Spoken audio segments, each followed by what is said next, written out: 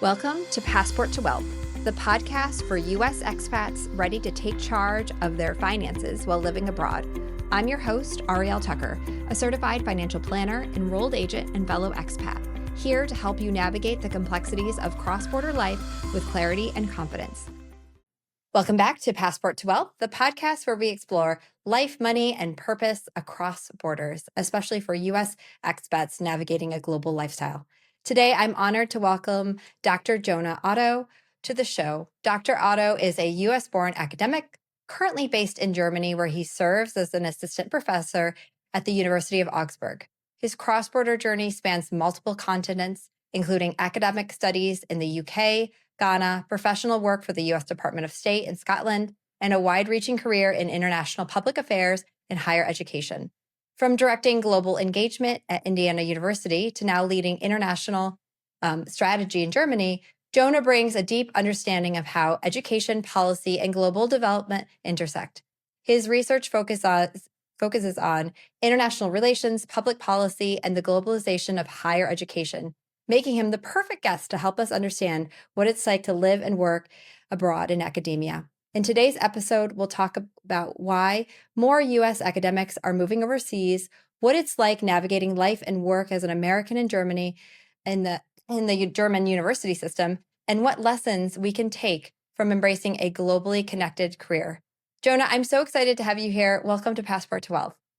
Thank you so much for having me. It's an honor to be here and discuss some of these really kind of current and pressing topics in international higher education. So happy to tackle that with you. Yeah, and I was so excited when we decided to book you as a guest on the podcast because, like I was telling you before, we've had an overwhelming number of inquiries from different news outlets about kind of the academic brain drain. So I know you haven't, just moved to Germany. You've been in Germany for a while now, so you're not kind of part of this wave. But I'm curious if you could kind of tell us a little bit more about your journey abroad and what led you to, leave the U.S. and have an academic career in Germany. Sure.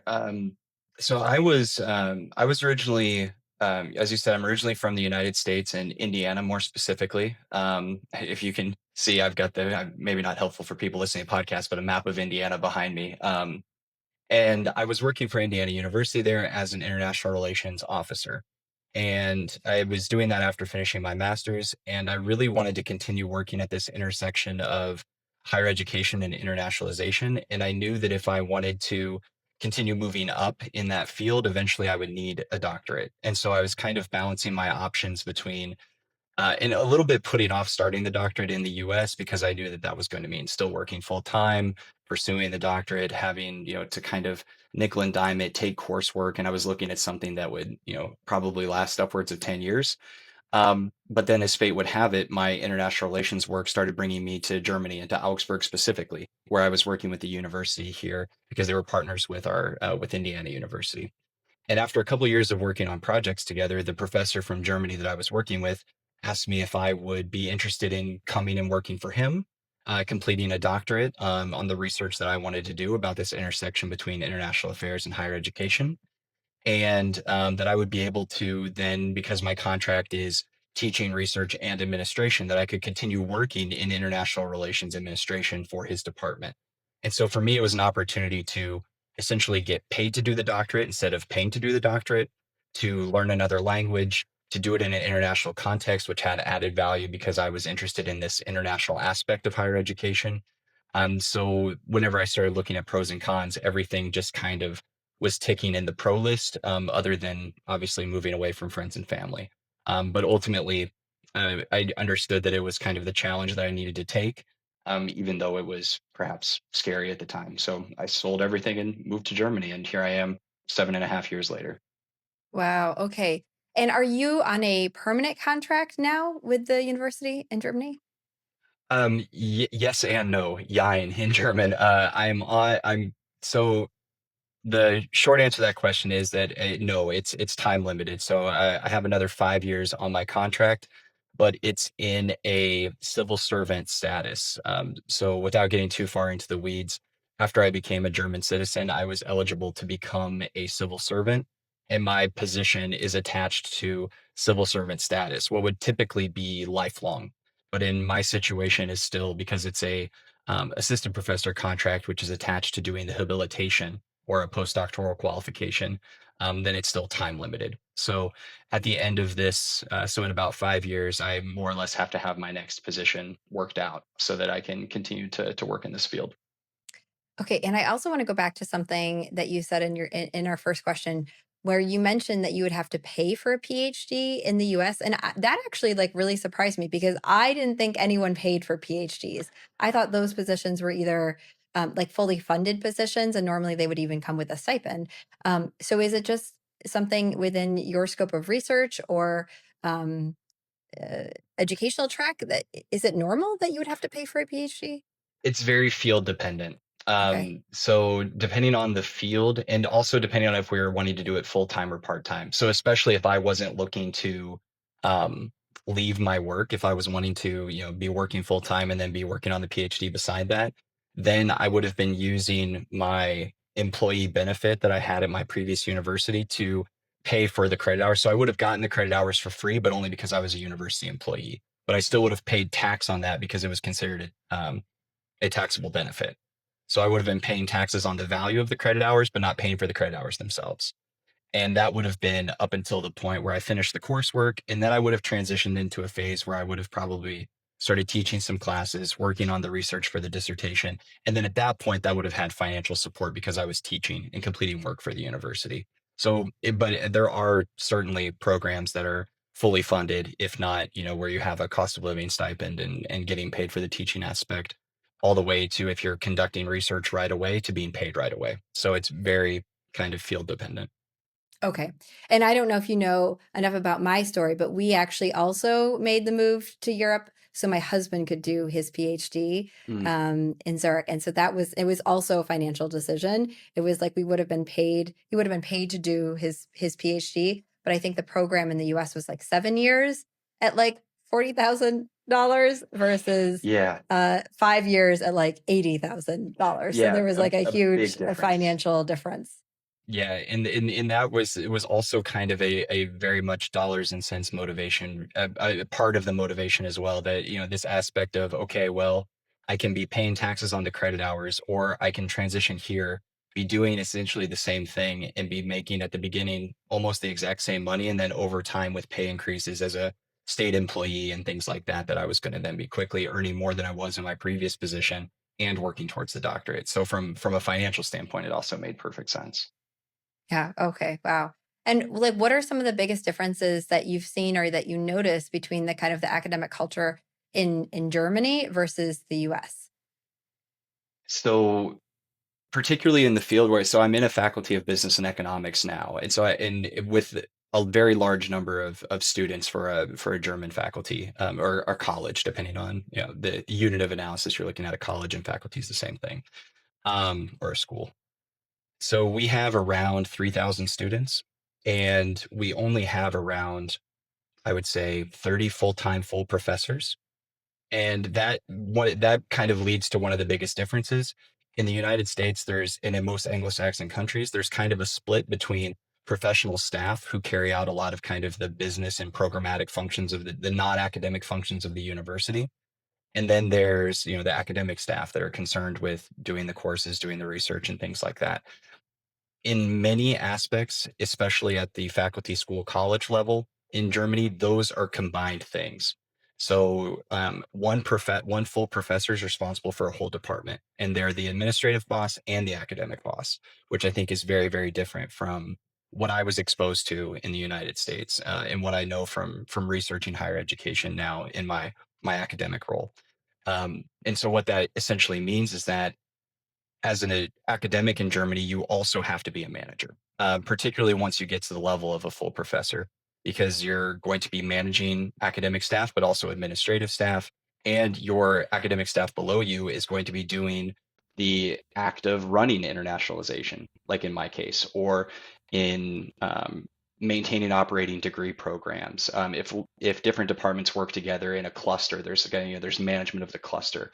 There's a lot more student facing administrative work that doctoral students, postdocs, assistant professors are doing. And the professors are kind of at the top of that hierarchical pyramid managing that process. Whereas in the United States, that would be completely cleaved off, and the professors and academic staff wouldn't really have much to do with that at all. So that I think leads to this bigger part of the academic culture in Germany and why there's a very limited amount of academic positions at the full professor level is because there's essentially only one full professor for every individual discipline. And whenever we're looking at state-run universities in Germany, for example, that means that there's only about 90 of you in the whole country at the full professor level. And because of the way that the positions are tenured with lifelong appointments, if you're like me and you're in a position as an assistant professor and then you're eventually looking to move up to a full professor role, you're more or less waiting on someone to retire. And then everyone Hmm. who's qualified will then apply for that position, but it's partly because of the way that the academic system is structured. So it's very system dependent. And I think that's something that's very good for people to know if they're looking for moving from more of an Anglo-Saxon context to a continental Europe context. Most of continental Europe moves more in this direction, where there's fewer full professors and more of this kind of blended role for academic staff that they're also doing a lot of these professional and operational functions as well. Yeah, I always find that so interesting because I mean, there are huge differences between US universities, and I mean, we could do a whole separate episode on just the differences of between the two kind of systems. But one of the things that I also want to know is in Germany, you kind of have forced retirement, right? Yes, And so yeah, yeah, yeah. at some point you're just like, how old is that professor? They will be Right. retiring. Is that 65 or what is that age now? Yeah, you could time it in this way. It is 65, but there are exceptions. Professors do have the opportunity to apply for extensions so that they can, in some cases, work another 1, 2, possibly even 3 years after that. Okay. But you have And a good idea of when people are retiring. Yeah. yeah, yeah. So you can start to queue and plan out where am I going to be retiring for or applying for a full professorship. Um, and so, I do think that that difference between now you have one person in charge of kind of like everything, that hmm also must create some really interesting kind of power dynamics within kind of the university and academic community.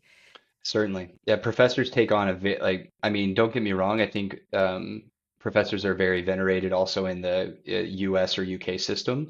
But here in Germany, because they're taking on such a role where they have a lot of academic and administrative responsibility, there's, I think, a further elevation of their importance within the university structure.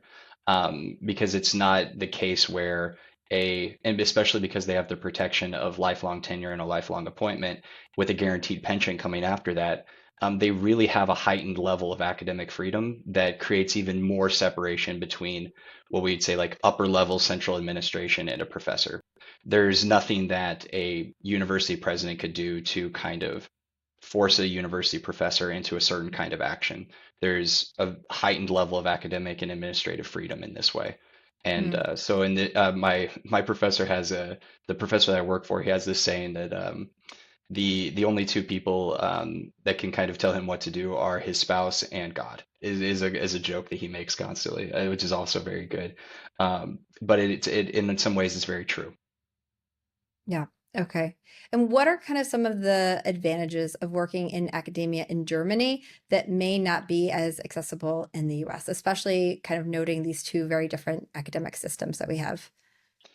So one, that kind of ultimate sense of academic and yeah, research freedom. So the ability to truly, without any kind of fear of recourse, be able to research and apply for grant funding and do the type of work that you want to do, even if it's highly critical of your university, your government, anything like that. You're insulated from any kind of action against that. I mean, obviously, that where that line stops is if you're pursuing any kind of criminal activity or pushing for any kind of political extremism in one way or another. Because of Germany's history, there's very fine lines around what you can and cannot say when it comes to extremist politics. But outside of that, it is a very free environment to pursue academic questions in the way that you want, with the type of methodologies that you want, with the type of collaborators that you want. So you're protected in a lot of ways there. I would say that's one of the biggest ones. Obviously, as well, the EU and the German national government are very, and at the state level, are very much believers in universities of drivers of innovation, drivers of progress, and there are a lot of funding opportunities and programs out there. And so one of the biggest advantages of being in Germany is in the fact that you're also within the EU. So you're in a country that really invests in research and in higher education within a supranational government structure that also really invests in research and invests in higher education. So there's a lot of good opportunity for funding from third-party resources as well. If for whatever reason your research budget at your university hits certain limits, there's usually someone you can go to look for additional resources to take on the projects that you want to take on. Okay, great. And going back to kind of my opening statement about this idea or this of brain drain in the U.S. Do you think that kind of accurately describes what's happening right now in higher education in the U.S.? Are you seeing that trend in your university or kind of amongst your colleagues from the U.S. kind of thinking about moving to Europe at this point? Yeah, so I was just at a higher education conference in the US just last week. And this is one of the topics that comes up because it's being widely reported on about how um, global higher education is a marketplace. And so whenever there's certain conditions present in certain countries that might be less friendly or in some cases even hostile to people that work within higher education, there are other options in other countries. And so other countries have kind of seized upon that, understanding that the US for a long time has had a very leading role in higher education, has attracted many of the best researchers, many of the best students. And other university systems are trying to position themselves to take on people that no longer want to work in the United States because of things that are that are happening politically. Um, so what we have not yet seen is kind of this avalanche of US academics or people that are based in the US as academics coming to Europe, but systems within Europe are starting to set up the mechanisms in order to attract them. Some universities and some national higher education systems are creating specific funding programs for their universities to try to attract people from the United States. We're starting to see the movement in students more quickly. So while we haven't seen a lot of academics make that full commitment yet, maybe they're in more of a wait and see or get their options ready type of mode. We are seeing that students are starting to either go to other English speaking countries if they're really dead set on having a English language um, immersive experience within, let's say, Canada, UK, Australia, New Zealand. Their numbers are starting to bounce up because of this reactionary force. And also within continental Europe, maybe some more people that would have considered a stay in the United States are staying in their national context or moving more regionally. So this is something that we are certainly seeing. The movement of academics is something that will probably have a lag effect, and particularly if the rhetoric and the political movements within the United States keep moving in a way that's a little bit more, let's say, hostile to higher education practices. So that's kind of the state of events, I would say. Yeah, and in my own practice, I'm seeing that trend. I'm having academics who are, tenured professors in the US, right? Hmm. It's a great position to be in. That's kind of what everyone is trying to work towards.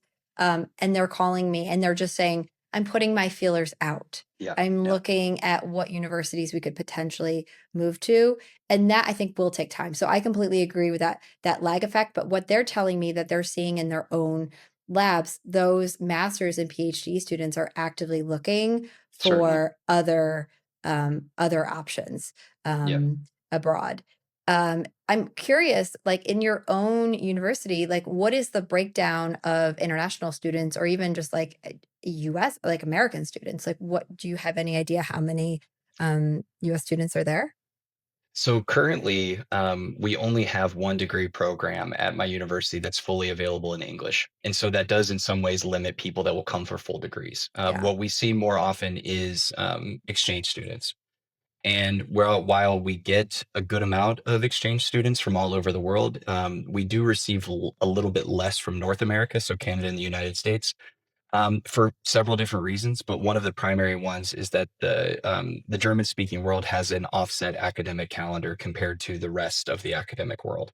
And so that makes coming for just a semester or something like that a little bit trickier because you're essentially asking a US student to give up their summer in order to come here and be What a is part of your the academic calendar then? Just out of uh, curiosity. the winter semester is the start of the academic year, and that begins in mid-October and runs until around mid-February to late February. And then the summer semester begins in mid-April and runs until the beginning of August, sometimes mid-August, depending on how holidays fall. And so that means that if a US student on the US academic calendar was interested to come to Germany, their selection is basically one semester. And it would be the summer semester because our winter semester then cuts into the US fall semester and the US spring semester. So that's more or less a non starter unless they're getting ready to graduate and it's their last semester anyway. So most of the students that come from the US or from Canada to come to us will then come for our summer semester. But again, that's asking a US student to basically give up a summer. And particularly in this era where completing internships is becoming more and more important, and most of those internships in the North America context happen during the summer, for some students, it just becomes something that from a logistics point of view is tricky. And we see Do this a you lot.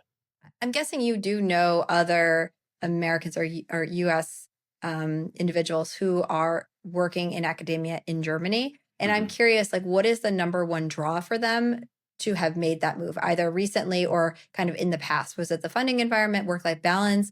What was really the draw that made them want to move to Germany? So I see less people in my situation. I think there's a good amount of people from the US that come and complete a doctorate, but then will move into the private sector or into government or positions outside of academia. Because of those types of bottlenecks that I was mentioning earlier. Mhm. But that's also the case for Germans as well, or people from Europe. That there's certain bottlenecks that occur within the system, and then some people move out. The people that end up coming to the German system from the US or from abroad that are taking on full professor positions, a lot of times there is a specific attraction for the type of research that they want to do, being a part of the European community in order to do it, and part of being part of the European research framework. So they're working on an EU project, or they're taking a position that's specifically funded through um, a dedicated funding that's coming from a government source or from a foundation. It's very much directly linked to the work. This newer trend that's going to be coming, and what you spoke on as well, is that the aspect of the quality of life, the amount of academic freedom, wanting to possibly start a family or raise a family somewhere else. These are things that were previously not a factor for people coming from the US or Canada or the UK or things like that, but now is more in discussion. Like whereas we would have already seen that as for people that are moving from other contexts to Germany to work. So, for example, following the Russian invasion in Ukraine, we had a lot of academics and students from Ukraine coming to Germany because of, you know, fleeing political oppression and things like that, or leaving a crisis zone in order to work in Germany. And so we have, some people that are um, joining us for those types of reasons. And now this is kind of the first time that we're seeing a possible push factors such as political things and cost of living, quality of life, work life balance that are really starting to enter the equation. Previously, very very work dependent. A lot of people that work in academia, it's very because they're very passionate about the thing that they do, and if they felt that a university or a funded project gave them the opportunity to do that, that was the main thing kind of pushing them in that direction. Okay. Okay. That's really helpful to understand. So, final question today. What advice would you give any fellow US academics considering a move abroad, especially those weighing whether it's a short term adventure or a long term career path? So I think the best place to start would be to really think about your field and what makes sense for you and how that might impact what types of funding are available, what types of positions are available. Would you be able to teach in English? Would you need to teach in German? Would it be a type of contract where maybe it's fully research based and maybe you don't need to teach at all? So to really look at those types of things that are specific to your field and the work that you want to do, and then look at the German system itself and see what types of pathways are available for people that may or may not have a European citizenship, people that are interested in obtaining a European citizenship over time. I think if you're going to be here longer term, particularly the fact that that Germany's opened up much more broadly to dual citizenship, this can be a long-term option for people. Whereas before, maybe it was, okay, I come and I work on a project that's lined up for 3 to 5 years, and then I go ahead and go. Now with the opportunity to, apply for citizenship quicker, to be able to continue to hold on to your home citizenship, I think this now makes Germany a very good long-term option and something that certainly opened it up for me to be more than a short-term thing where I simply completed the doctorate and left. It turned it into something where I completed the doctorate, stayed, took on an assistant professorship, obtained German citizenship, and it became much more of a place where you can put down roots and really pursue a life abroad. And so I think it's in these ways, is it something where you see it as a stepping stone in your career where it's okay, I can come here, I can work on a short to medium term project, and that really sets me up for the next thing? Or is it something where you kind of think, I can see myself truly living somewhere else and building a life there? And then you can see what countries kind of give you the best options to do that. And currently, Germany's a good one. I completely agree. We loved living in Germany, and we used to live kind of close to you when we were based in Starnberg. And so Ah, yes, I really, I think Germany is a very, very wonderful, special country. So great certainly. option. Great. Thank you so much for joining us today, Jonah. I really appreciate you taking your time and sharing your expertise on this topic. Thank you so much, Ariel. I really appreciate it. The content shared in this podcast is intended for informational and entertainment purposes only and should not be considered financial, tax, or legal advice. We encourage you to consult with a qualified financial advisor, tax professional, or other licensed expert before making any decisions based on the topics discussed. Everyone's financial situation is unique, and personalized guidance from a trusted professional is the best way to ensure your choices align with your individual goals and circumstances.